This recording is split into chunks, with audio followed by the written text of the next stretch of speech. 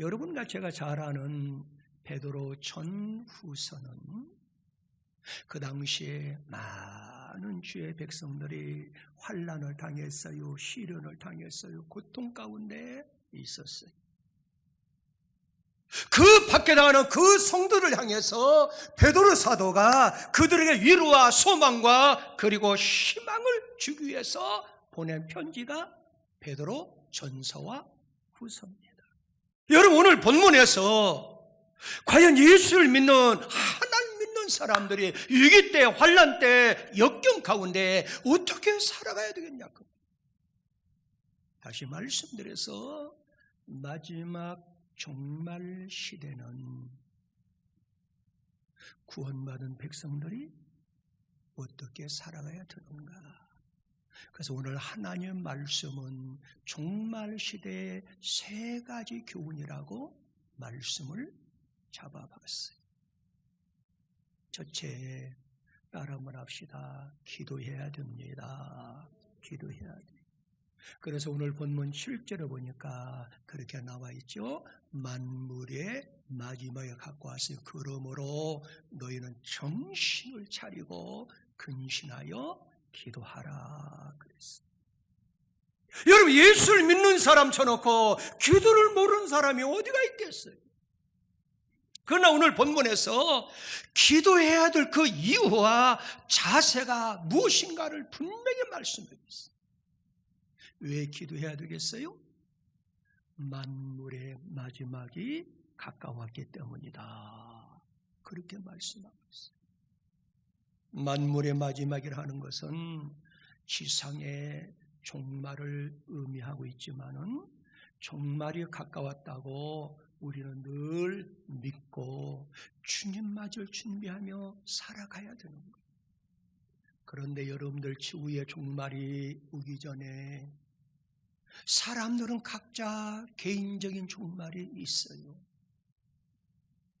여러분, 죽음 앞에는 장사가 없어요. 여러분, 순서별로 나이별로 가는 게 아니에요. 여러분, 우리 예수님께서 십자가를 지시기 전에 마지막에 결심만의 산에 올라가셨잖아요. 근데 사랑하는 제자들한테 너희들은 시험에 들지 않도록 깨어서 기도하라고 말씀했어요. 여러분, 예수님의 제자들이 기도해야 될 이유, 기도할 의무 정확하게 알고 있어요. 그런데 그들은 기도하지 아니했어요. 예수님 왔을 때 그들이 잠자고 있었어요. 그때 예수님께서 뭐라고 얘기해요? 마음은 온유하되. 이 말은 무슨 말이에요? 기도하는 것이 분명히 알고 있다는 거예요. 마음은 알고 있다 그 말이에요. 근데 마음은 온유하되 뭐가? 육신이 약하다는 거예요. 한번 읽어볼까요? 자, 마태복음 26장 41절에 보면은 시험에 들지 않게 깨어 기도하라. 마음에는, 이 말이 무슨 말이에요? 기도해야 될 이유를 알고 있고 반드시 기도해야 된다는 걸 알고 있다고. 그런데 육신이 뭐하도다? 약하도다. 사실 어떻게 사는 것이 바르게 사는 것인지 올바르게 사는 것인지 모르는 사람 거의 없어요. 그런데 마음적으로 알고 있지만 육체가 따라주지 않는다. 그래서 알면서도 사람들이 어려움이 오면은 쉽게 혼란을 일으키고 유혹에 넘어가고 대중심리에 빠져서, 그래서 군중심리에 다 접어들잖아요. 그래서 우리 인간은 한계가 있다라는 거예요. 인간의 모든 판단력과 활동 등은 육체의 건강에 의해서, 때로는 형편과 환경과 현실에 의해서 제한되어 있는 것이 우리 인간의 모습이라는 거예요. 믿으시면 아멘. 그래서 아무리 판단력이 뛰어나다 하더라도 그 결정하는 순간에 육체가 병들었거나 아니면 피곤해서 그 판단력을 그리칠 수가 있다는 거예요. 그럼 어떻게 해야 되는가? 우리가 알지만은 힘이 닿지 않아요. 그래서 못하는 경우가 많아요. 왜? 인간은 능력이, 체력이 한계가 있기 때문에 그러므로 여러분과 제가 하나님의 능력을 받아야 돼요. 다시 말씀드려서 하나님 앞에 소통을 해야 초인간적인 힘을 발휘할 수 있다. 하나님의 소통이 뭐예요? 기도해야 기도해야. 내가 열심히 하나님 앞에 기도했을 때 인간적인 한계를 극복할 수 있고 바르게 판단할 수 있고 마땅히 행할 바를 알 수가 있기 때문에 여러분과 저는 능력이 하나님께 기도해야 될 줄 믿습니다.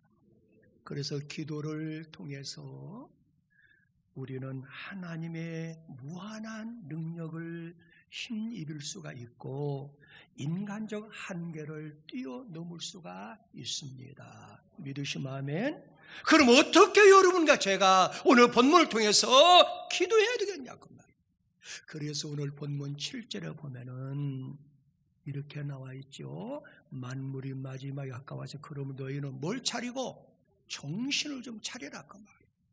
근신하며 기도하라 그랬어요.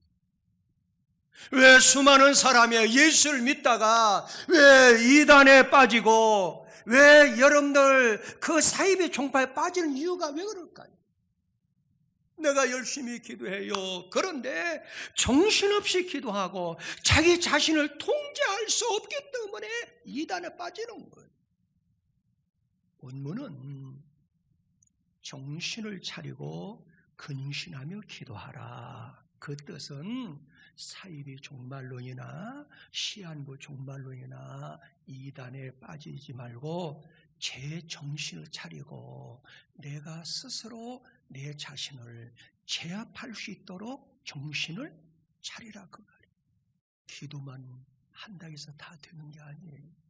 그리고 기도하더라도 말씀이 바탕이 돼야 되고 말씀이 교과서가 되어야 되고 말씀이 표준이 돼야 되니까 얼마나 맞는 말이에요. 정확하지 않아요? 그러니까 말씀 공부를 좀 해야 된다. 그래서 어디를 인도해요? 공부방으로 인도하는. 그게 바로 이단입니다. 그래서 기도원에도 이단들이 많이 찾아와요. 뭘 위해서? 여러분들이 영혼을 낚아가기 위해서. 그래서 기도할 때 어떻게 하고? 오늘 본문에 보니까 정신을 차려라. 좀 근신하며 제 정신을 차리라고 말해요. 이 말씀은 정신없이 기도하다가 이단에 빠지고 사이비에 빠지고 시한부 종말론에 빠질 수가 있다고. 여러분 운전 많이 했잖아요. 고속도로에서. 그렇죠? 그런데 깜빡하다가 한순간에 임종을 맞이할 경우도 있고 큰 사고를 당하는 경우가 있어요. 그런데 고속도로에서 운전 중 졸다가 사고 당한 사람들의 경우를 거의 보면은 당신은 얼마 동안 졸았습니까? 물어보면은 거의 하나같이 뭐라고 얘기해요? 깜빡 졸았다는 거예요. 그 프로테를 따져보면 87%가 깜빡 졸았다는 거예요. 뭐 음주하고 운전하는 경우도 있는데 거의 졸음. 깜빡. 이 깜빡 졸았다는 것은 뭘 가리켜요? 깜빡 정신을 놓았다는 거예요. 바로 그 깜빡하는 순간에 매우 중요합니다. 깜빡하는 순간에 일이 터지고 사고가 나고 생명의 위협을 느낄 때가 있다고. 신앙생활도 마찬가지예요. 깜빡 정신 잃고 딴 데 빠지다 보면은 배가 망신하게 되고 실패하게 되고 망하게 된다고 말이에요. 그러므로 여러분과 제가 기도를 해야 되는데 어떻게 기도하라고요? 정신을 차리고 근신하며 기도하라 그랬어요. 그럼 날마다 주님을 소망하면서 정신 차리고 기도하는 우리 사랑하는 성도들이 다 되시기를 예수 이름으로 축복합니다. 그뿐만 아니라 따라 한번 합시다. 서로 사랑하라는 거예요. 여러분 오늘 성경 8절에 보면 무엇보다도 어떻게 뜨겁게 서로 사랑할지 사랑을 허다한 죄를 덮느니라 그랬어요. 여러분 우리 기독교는 사랑의 종교 아닙니까? 사랑에 대해서 얼마나 많이 들었어요. 그래서 바울 사도도 너희는 믿음과 소망과 사랑이 있다고 했어요. 그게 고린도서 13장 13절 아닙니까? 그 중에 제일은 뭐라고 했어요? 사랑이라 그랬어요. 그런데 베드로 사도는 오늘 본문에서 너희는 무엇보다도 그랬어요. 열심으로 서로 사랑하라 그랬어요. 그럼 왜 여러분과 제가 열심으로 사랑해야 되냐 그 말이에요. 열심은 인생의 삶 속에서 신앙생활을 성공적으로 승리로 만드는 힘이 되는 거예요. 여러분 게을러서 좋을 것은 아무것도 없습니다. 열심으로 사업도 해야 되고, 아멘. 열심으로 직장생활도 해야 되고, 이왕에 열심으로 장사한다면 열심으로 장사도 해야 되고, 열심으로 공부할 바는 열심으로 공부도 해야 되고, 이왕에 기도할 때는 열심으로 기도도 해야 되고, 열심으로 전도도 해야 되고, 열심으로 봉사도 해야 되고, 다 열심으로 해야 됩니다. 그래서 일찍 일어나는 새가 모이도 골라서 먹는다 그런 말이 있잖아요. 부지런하라 그 말이에요. 그러면 열심이라는 것은 자신의 모든 능력과 가능성을 총동원해서 최선을 다하라는 거예요. 믿으시면 아멘.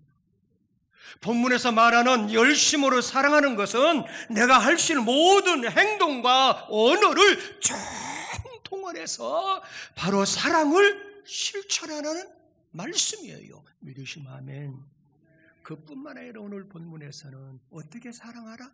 서로 사랑하라 그랬어요. 서로. 이 말씀은 관계를 떠나서는 사랑이 성립될 수가 없다는 것을 명심하라 그 말씀이에요. 그래서 모든 사랑은 대상이 있어요. 그래서 대상이 있기 마련이고 응답이 있기 마련이라는 거예요. 그리스도의 사랑은 따라 한번 합시다. 서로 사랑해야 됩니다. 서로 사랑해야 돼요. 나는 사랑하지 않으면서 상대방한테 사랑을 받으려고 노력한다? 그럴 수 없다 그 말이에요. 잘못된 거예요. 사랑은 할 줄도 알아야 되고, 따라 한번 합시다. 사랑은 받을 줄도 알아야 됩니다. 제가 제일 기분 나쁠 때가 언제냐면은 집사님 이거 받으세요. 그러면 목사 우리 집에도 있어요. 싫어요. 안 받는 거예요. 그러면은 내 사랑을 안 받는구나. 아주 기분 나빠. 그렇죠? 그 사랑을 어떻게 받을 줄도 알아야 된다. 왜? 서로 사랑하라지. 서로 사랑. 그래서 오늘 본문에 뿐만 아니라 요한일서 4장 7절 8절에 보면은 시작. 사랑하는 자들아 우리가 어떻게 사랑하자? 서로 주고받는 것. 받고 주고 주고받는 것. 서로 사랑하자. 시작. 사랑은 하나님께 속한 것이니 사랑하는 자마다 하나님으로부터 나서 하나님을 알고 사랑하지 아니하는 하나님을 알지 못한 이유는 하나님은 사랑이시니라 그랬어요. 여러분 경제학에서도 우리가 보면은 수요와 공급의 원리라는 것이 있지요. 사랑 역시 요구와 뭐가 있어요? 응답이 있는 거예요. 서로 사랑하는 것이 아름다운 사랑이에요. 왜 나를 사랑하지 않느냐?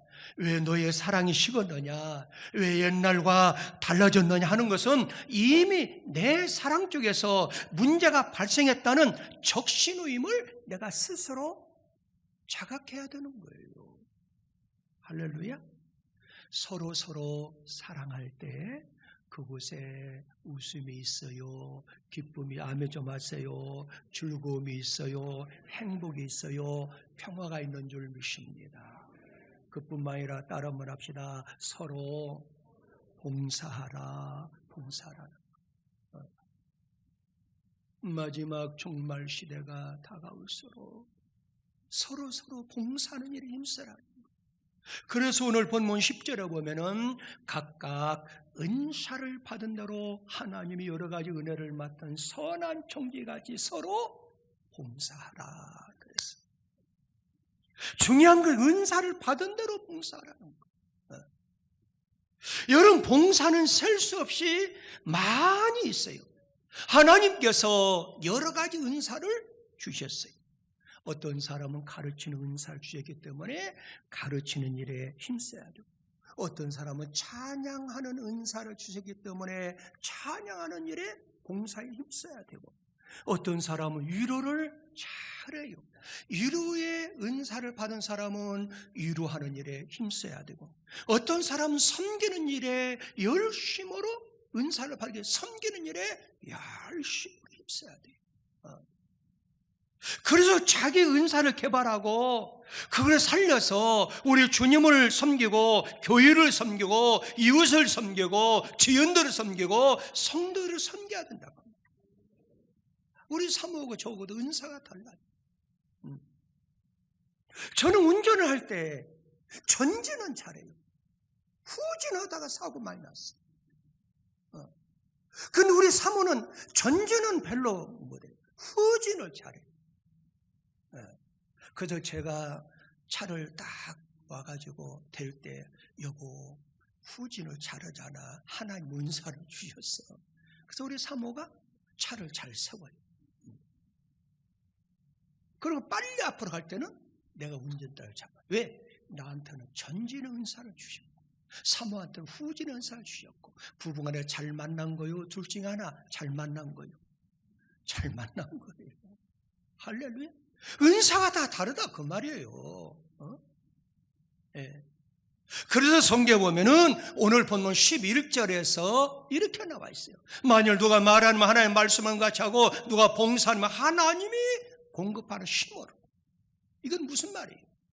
봉사를 하는데 은사를 받은 대로 봉사하지만은 중요한 것은 내가 봉사할 때 내 의지나 내 능력이나 내 주관으로 내 지식으로 봉사하지 말고 하나님께서 주시는 능력으로 봉사를 하라 그 말씀입니다. 왜 그럴까요? 그래야 교만하지 않고 변함없이 꾸준히 영원히 변함없이 봉사할 수 있기 때문에. 그래서 오늘 보면 11절 하반절에 보니까 누구를 위해서 우리가 봉사해요? 거기 보니까 하나님의 영광을 받으시게 하려면 그에게 영광과 권능, 하나님의 영광을 위해서 봉사하는 거라고 말이에요. 여러분들 세상이 험난한 세상이라 얘기를 하잖아요. 근데 세상이 아무리 험하고 삭막하더라도 그 가운데 신랄 같은 소망이라도 우리에게 있는 것은 우리 주변에 아직도 빛도 없이 이름도 없이 소리 없이 봉사하는 사람들이 아름답고 고귀한 희생의 봉사자가 있기 때문에 그렇습니다. 믿으시면 아멘.